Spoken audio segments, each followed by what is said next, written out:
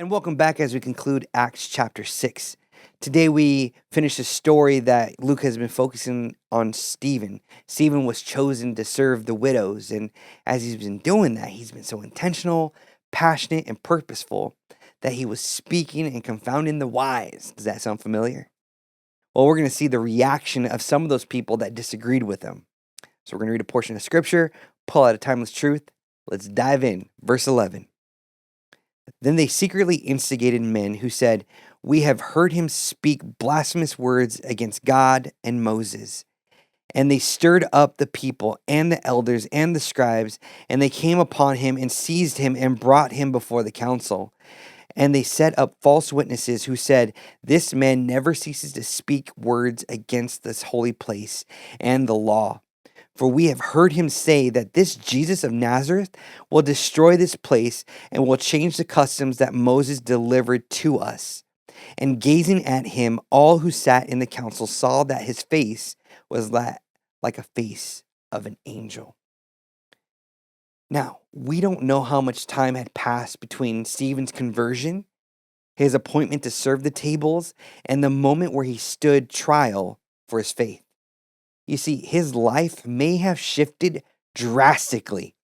One day, finding out this deep belonging and purpose in serving, and the next, facing hostility, false accusations, and likely a death sentence.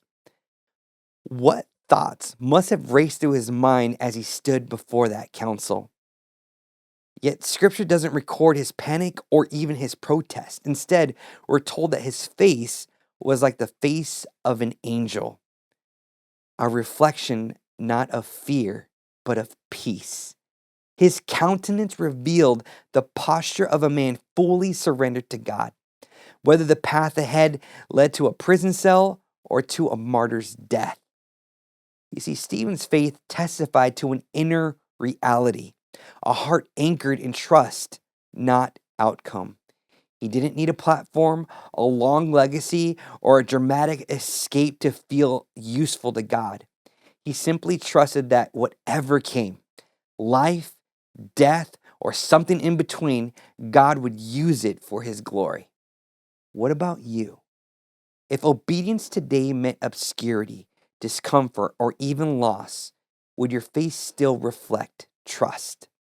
May we learn from Stephen to serve faithfully with open hands, knowing that a surrendered life always speaks the loudest. Now, church, let me end with this idea here.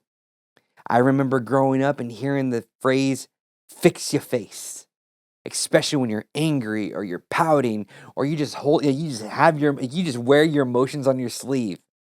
Fix your face. I can imagine not being able to say that to Stephen because his face was already fixed.